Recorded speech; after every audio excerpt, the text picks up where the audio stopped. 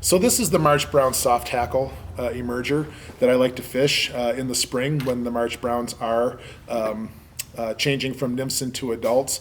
One of the interesting things I think about the March Brown soft hackle is, or the March Brown nymph, when it changes into an adult, it will shed its exoskeleton as it is rising through the water column.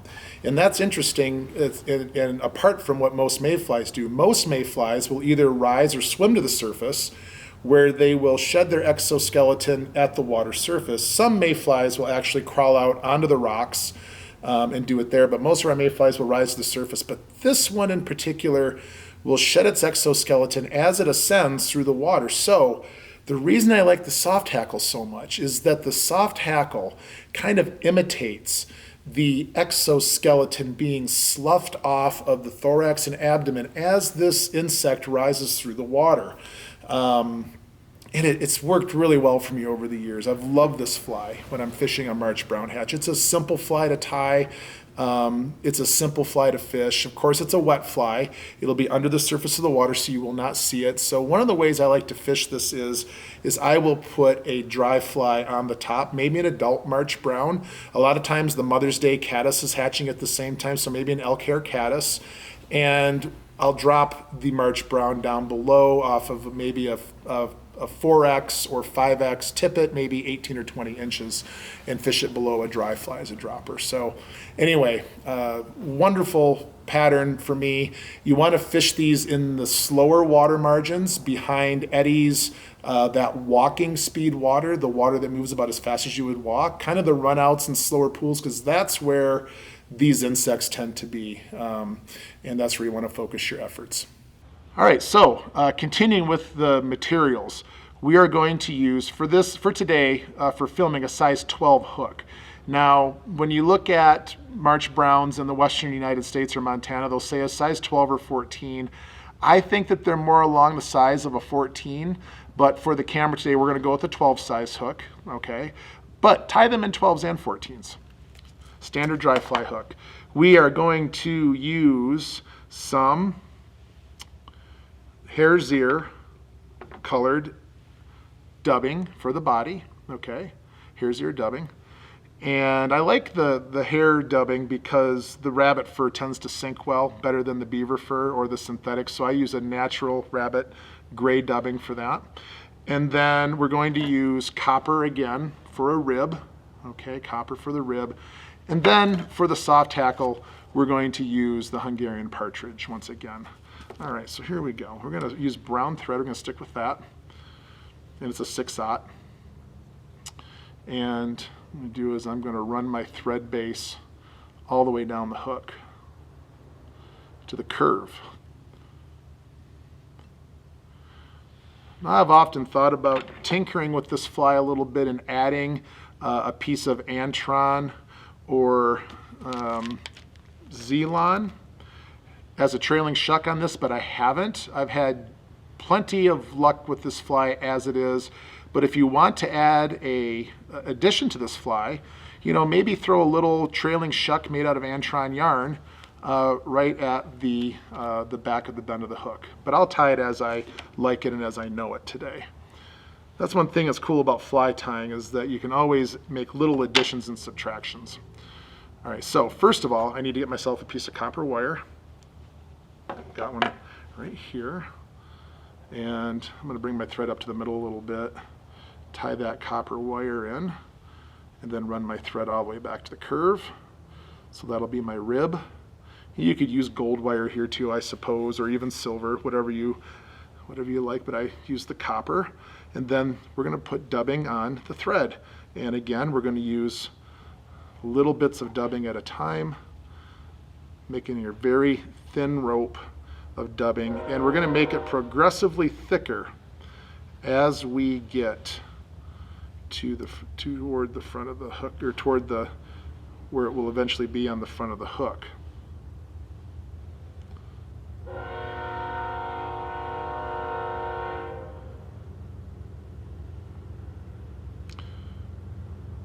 Life in Livingston wouldn't be the same without the train.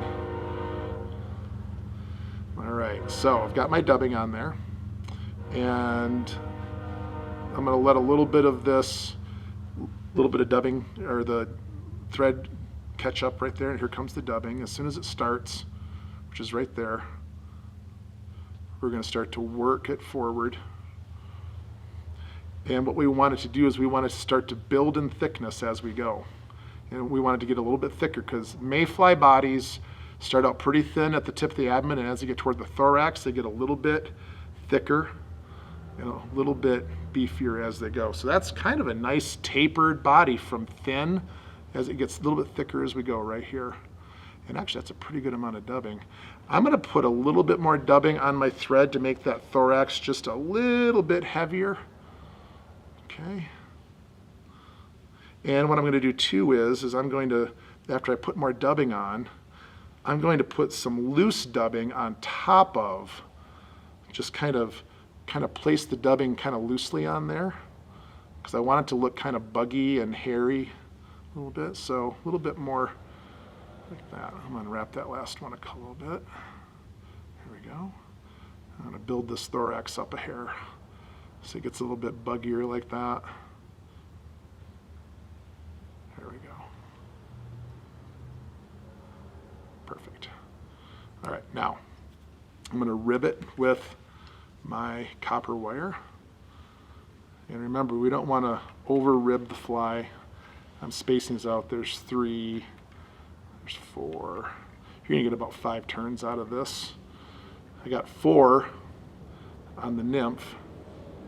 Then we'll bring our thread back behind that copper wire and tie it off with several turns. Use my wire cutting scissors to cut the wire.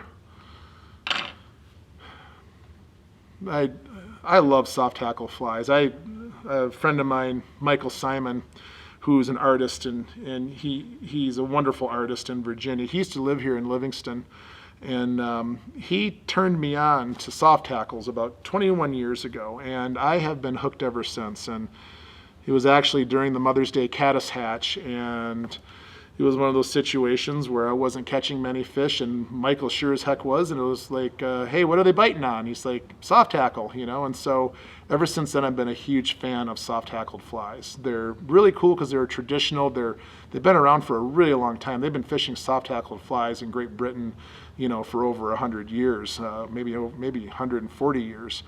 But anyway, I've selected a Hungarian partridge feather off of the skin, and what I'm going to do is I'm going to take my hackle pliers and I'm going to prepare this feather.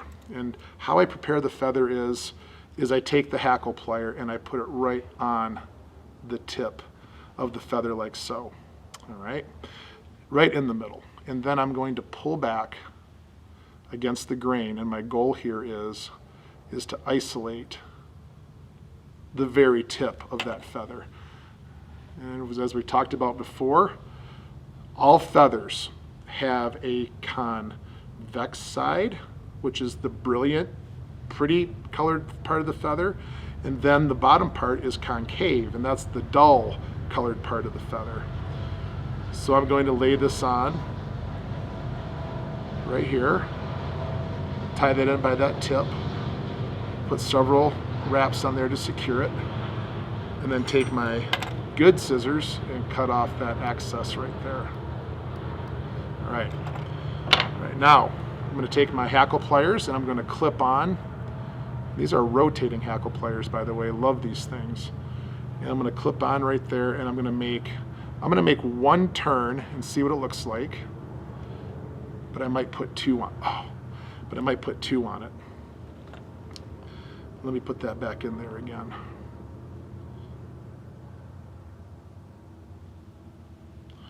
Sometimes when you're working with these soft hackled feathers, they will break on you. And what I'm trying to do when I put this in is I'm trying to put a couple of soft wraps on it so I don't hurt the feather with the thread.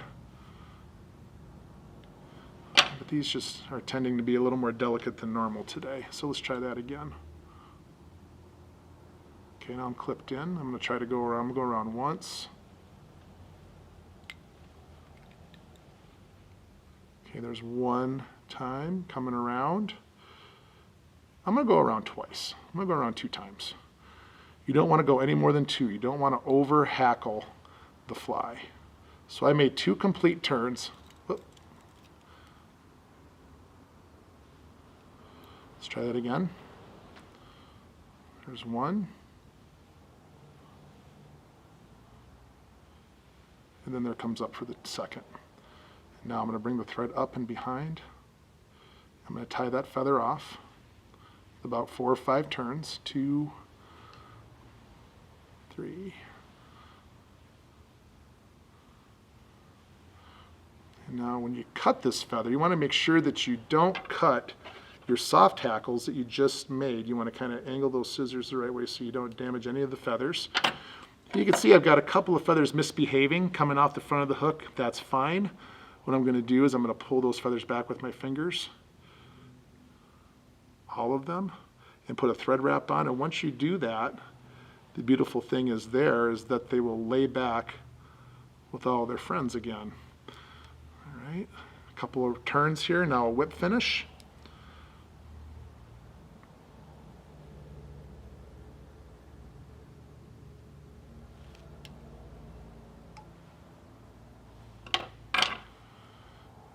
And I'll take my whip finish tool and just kind of spread out some of these hackles, show you what it looks like when all those hackles get spread out. And that is a March Brown soft hackle. Works very good when you start to see the insects emerging out of the water and you start to see fish feeding below the surface. Tie one of these on below or fish it by itself. Either below another dry fly, fish it by itself, and this fly really produces well for me just prior to the emergence of the March Brown.